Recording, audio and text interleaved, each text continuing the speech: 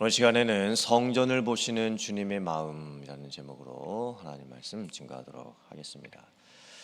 올해 고난주간 특별 새벽 기도회는 요일별 예수님의 행적을 중심으로 설교를 하려고 합니다. 예수님께서 주일날 예루살렘에 입성을 하시죠. 그리고 금요일날 십자가에 달려 죽게 되시는데 각 요일마다 예수님께서 행하신 행적이 있습니다. 특별한 말씀을 하셨고 또 특별한 사건을 겪게 되십니다. 자, 예수님께서 주일날 나귀를 타고 예루살렘에 입성을 하시게 되지요. 그리고 다시 나오셔서 베다니라고 하는 곳에 가셔서 주무십니다. 그리고 그 다음 날 월요일이 되었을 때에 예수님께서 다시 예루살렘으로 들어가십니다. 그 가시는 중에 열매 없는 무화과를 발견을 하시고 그 무화과 나무를 책망하시죠. 그리고 예루살렘에 들어가셔서 바로 성전으로 가십니다.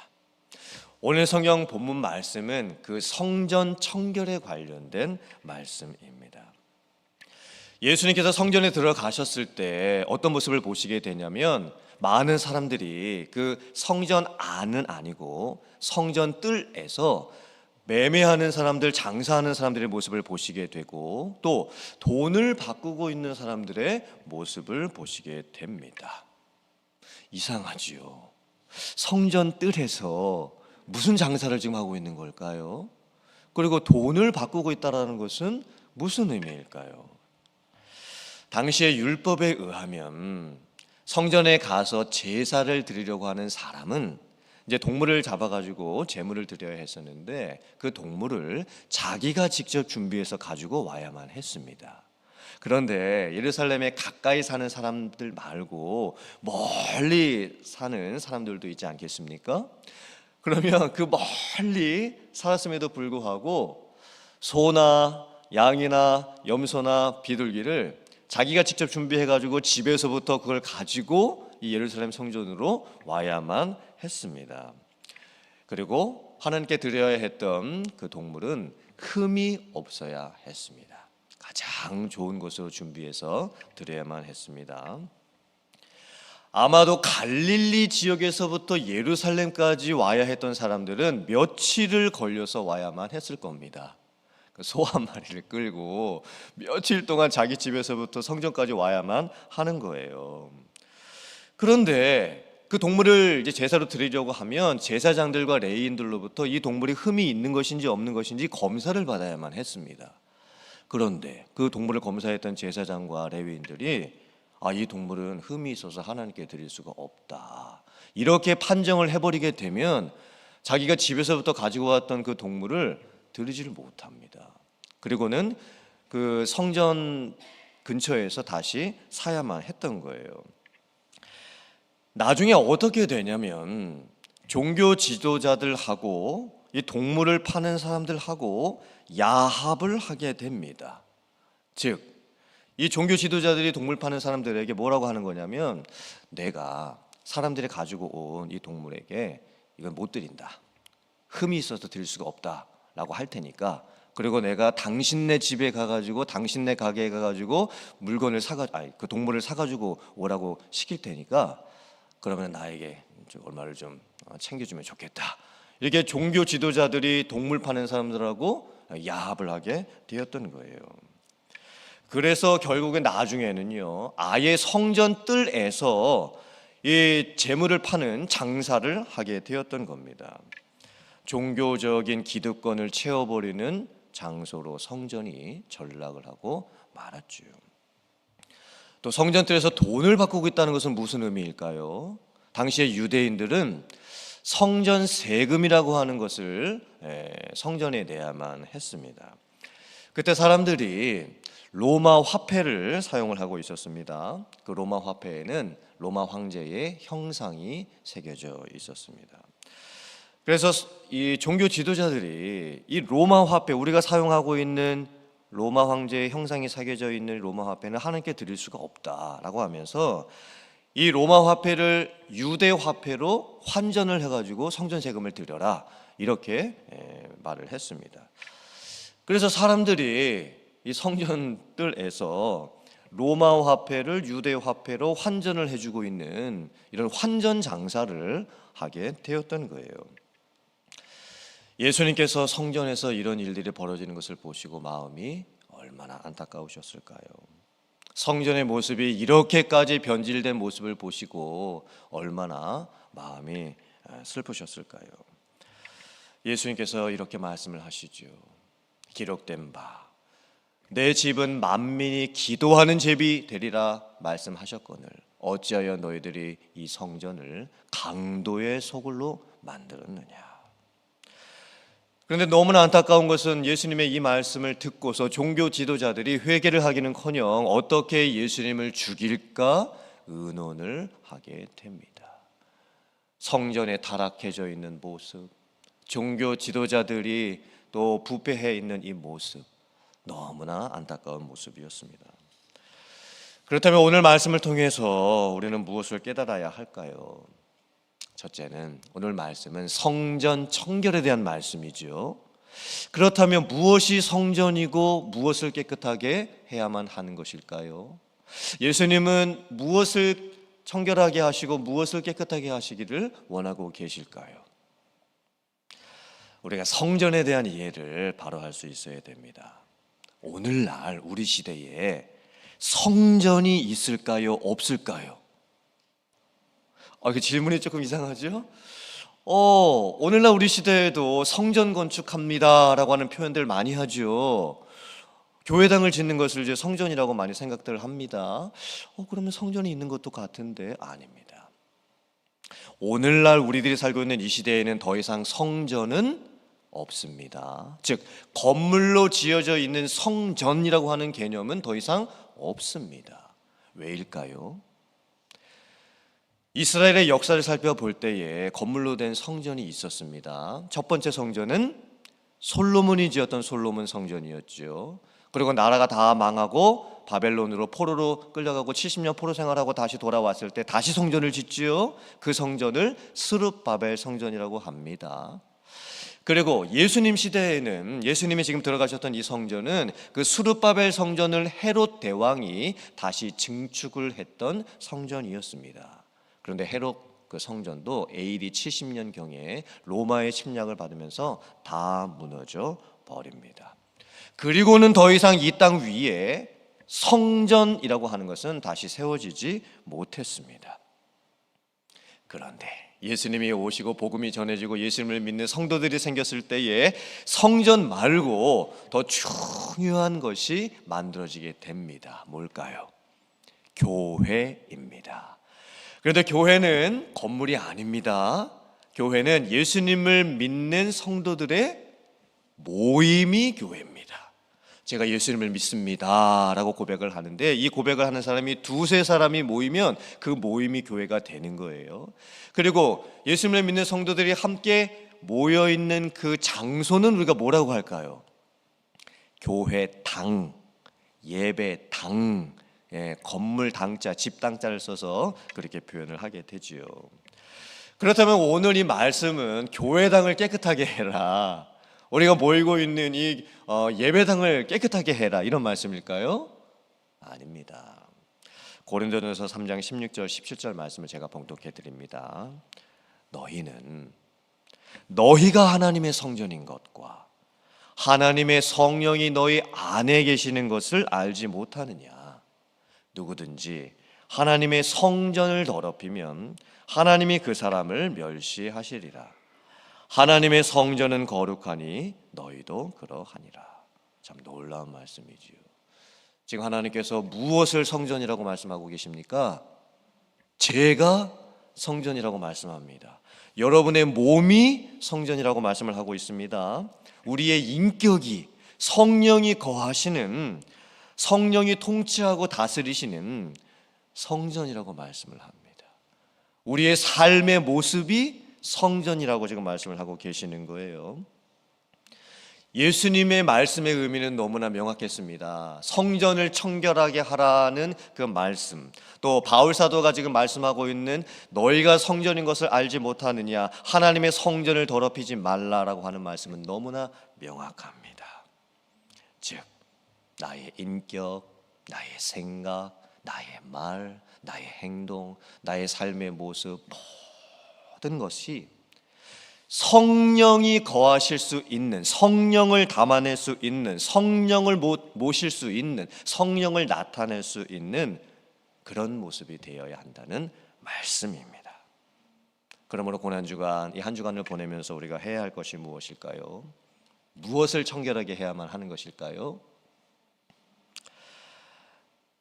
고난주간 특별 새벽기도를 통해서 우리는 나의 인격과 나의 말과 나의 생각과 나의 마음과 나의 행동과 나의 삶의 모든 전 영역에서 정말 하나님께서 나를 보셨을 때 부끄러운 모습이 없는지 매일매일 회개하면서 내가 누구를 만나든 어디를 가든 또 무슨 일을 하든지 정말 나를 통해서 성령의 모습이 드러날 수 있는 그런 삶을 살 수 있는 우리들이 되어야 될 줄 믿습니다.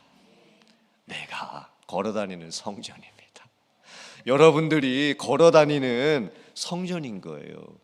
그리고 예수님께서는 우리들의 모습을 통해서 예수님이 드러나기를 원하고 계십니다. 성령의 역사가 우리들의 모습을 통해서 나타나기를 원하고 계시는 거예요. 이런 삶을 살아갈 수 있는 여러분들 되시기를 주님의 이름으로 축원합니다. 자, 그리고 오늘 두 번째, 예수님께서 말씀하시죠. 내 집은 만민이 기도하는 집이 되어야 한다라고 말씀을 하고 계십니다. 이 말씀은요, 단순히 그러면 기도 열심히 해라, 우리 보고 기도를 열심히 해야 된다, 이런 말씀으로 주신 의미가 아니었습니다. 예수님께서 인용하셨던 이 말씀은 이사야서 56장 7절 말씀을 인용하신 겁니다. 내 집이 만민이 기도하는 집이 될 것이라. 이 말씀은 이사야서의 인용 말씀입니다. 그럼 이사야서의 이 본래적인 의미가 무엇일까요? 하나님의 구원이 이루어지게 되는데 이제는 그 구원의 역사가 유대인뿐만이 아니라 언젠가는 온 땅에 복음이 전해져서 모든 민족과 또 모든 백성과 모든 족속들이 하나님을 예배하게 될 날이 올 것이다 라고 하는 이 하나님의 이 나라가 이루어지게 되는 것에 대한 예언의 말씀이었습니다. 즉 이제는 성전도 건물로 된 성전이 아니라 예수님을 믿게 되는 성도들의 모임이 만들어지게 되고, 그리고 하나님의 은혜와 복음이 또 전해지게 되면서 온 열방과 땅끝까지 하나님의 구원의 역사가 일어나게 될 것에 대한 예언의 말씀이었던 거예요.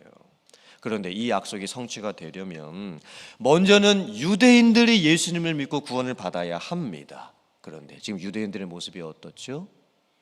예수님을 믿기는커녕 예수님을 오히려 핍박하고 나중에는 십자가에 못 박아 죽여버리게 됩니다. 지금 이 유대인들의 모습을 보니까 성전 안에서 매매를 하고 있습니다. 돈을 바꾸고 있습니다. 성전의 의미를 완전히 무너뜨리고 말았습니다. 지금 예수님께서 성전을 청결하게 하시는 그 본래적인 의미는 이 성전에서 매매하지 말아라, 돈 바꾸지 말아라, 기도 열심히 해라, 이런 단순한 의미로 말씀하신 것이 아니었습니다.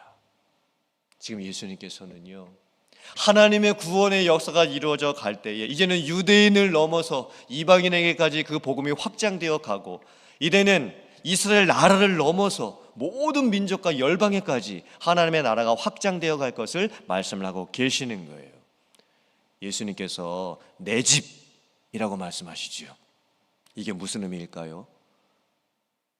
교회에 대한, 하나님의 나라에 대한 예수님의 소유권을 말씀하고 계시는 거예요. 교회는 나의 것이다. 하나님의 나라는 나를 통해서 이루어지는 것이다. 그리고 그 교회와 하나님의 나라는 내가 통치하고 내가 다스릴 것이다. 지금 예수님께서 이렇게 선포하고 계시는 거예요. 하나님 나라의 확장과 하나님 나라의 완성, 놀라운 하나님의 구원의 뜻이 이 말씀에 담겨져 있습니다. 예수님이 가지고 계시는 하나님의 나라의 꿈과 비전과 환상에 대한 말씀이었죠.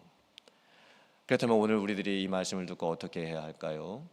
물론 우리가 교회에 와서 기도 열심히 해야 합니다.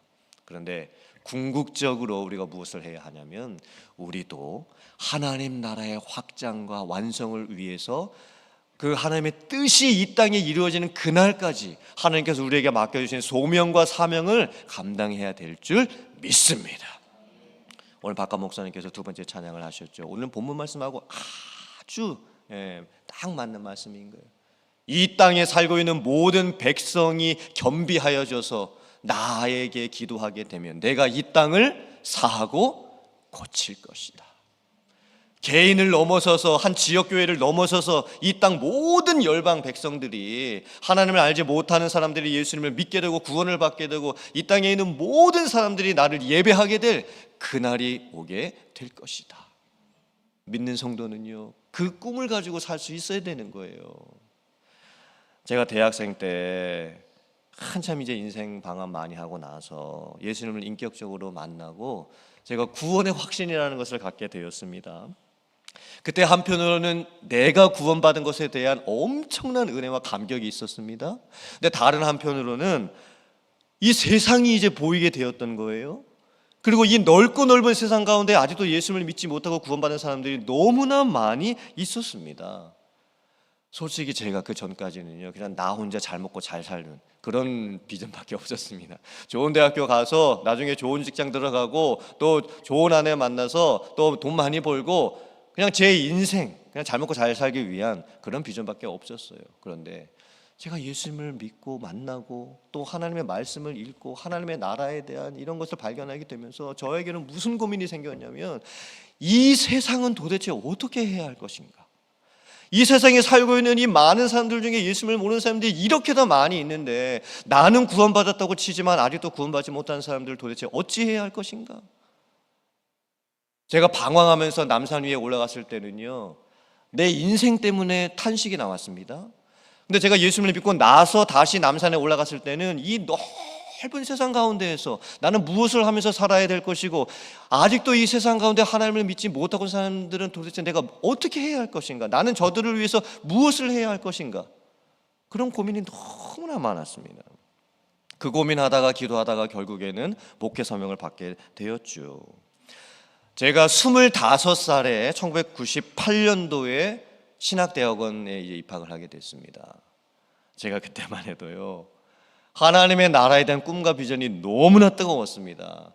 정말 누가 저를 건드리기만 해도 막 기도가 터져 나오고 기도가 막 하늘을 찌를 것 같은 그런 기도였습니다. 같이 소그룹으로 모여가지고 기도를 하게 되면요, 신전도사 기도가 너무 커가지고 우리가 너무 방해된다.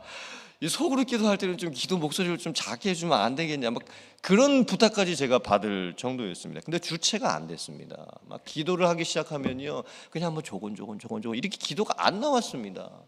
막 정말 천정이 무너져 내릴 것 같은 그런 마음을 가지고 제가 기도를 했습니다.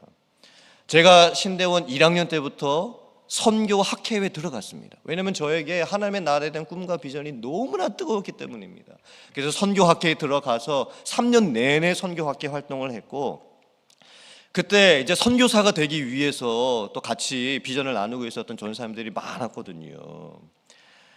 그런데 제가 이제 그 이후로 1998년도 이후로 이제 2025년 올해까지 이제 26년 전도사님, 또 부목사님, 또 이제는 담임 목회 26년을 이제 하고 있는데, 제가 이제 현실에 너무 갇혀 버린 것 같습니다. 교회 안에서 생기는 여러 가지 문제들과 교회 안에서 해야 되는 여러 가지 목회들을 하면서 이제는 그 교회 안에서 제가 해야 될 일들만 하기도 이제 너무 벅차니까 너무 제가 교회 안에 갇혀버린 거예요. 이 나라를 위한, 이 세상을 향한 하나님의 나라와 꿈과 비전을 향한, 그때 제가 25살 때 꿈꾸고 가지고 있었던 그 비전, 그 뜨거움, 그 간절함, 그게 온데간데 다 없어졌던 거예요. 근데 솔직히는 여러분들도 똑같지 않으시겠습니까? 여러분들께서도 직장생활 하시고 비즈니스 하시는 거 그것만으로도 아마 벅차실 거예요. 자녀들 키우고 가정 돌보는 거 그것만으로도 벅차실 거예요. 교회 안에서 교회 안에서 맡은 직분을 가지고 교회를 섬기고 예배를 섬기고 하는 그것만으로도 아마 벅차실 거예요. 그런데 우리는 그 안에만 머물러 있어서는 안 됩니다. 이제는 우리 안에 하나님께서 이루시기를 원하시는 하나님 나라에 대한 꿈과 비전을 가지셔야 돼요. 잃어버리셨다면 다시 회복하셔야 되는 거예요. 나는 여기서 왜 살아야 되며 우리 교회는 이 지역사회에 왜 있어야 되는지, 하나님의 나라의 꿈과 비전은 온 민족과 열방들이 예수님을 믿고 구원받는 그 하나님 나라의 완성에 있습니다. 그럼 여러분 지금 뭐 하고 계십니까? 하나님의 나라의 꿈과 비전은 거기에 있는데 여러분은 지금 뭘 위해서 살고 계십니까? 무엇을 위해서 교회를 다니고 계십니까? 오늘 말씀의 의미는 너무나 명확합니다. 하나님 나라의 꿈과 비전과 환상을 가지고 하나님 나라의 확장과 하나님 나라의 완성, 이것을 위해서 기도해라. 그게 하나님께서 오늘 우리에게 주시는 말씀인 거예요. 성전을 넘어서서 교회가 되었지요. 그리고 이제는 이 지역사회뿐만이 아니라 우리 교회를 향한 하나님의 뜻도 뭐가 있겠습니까? 단순히 가드나에 세워져 있는 이 지역교회 아닙니다. 우리 교회를 통해서 하시고자 하시는 열방을 품고 하나님의 나라를 위해서 일하기 원하시는 하나님께서 우리 교회에 주시는 교회의 꿈이 있는 거예요. 그걸 찾으셔야 돼요. 그래야 교회 생활이 힘이 될 수 있는 거예요. 오늘 주신 말씀을 우리가 다 마음속에 새기기를 원합니다. 그리고 그 말씀을 품고 정말 하나님의 나라를 바라보면서 기도하고 또 꿈을 꾸고 또 헌신할 수 있는 여러분들 다 되실 수 있기를 주님의 이름으로 축원합니다. 아멘.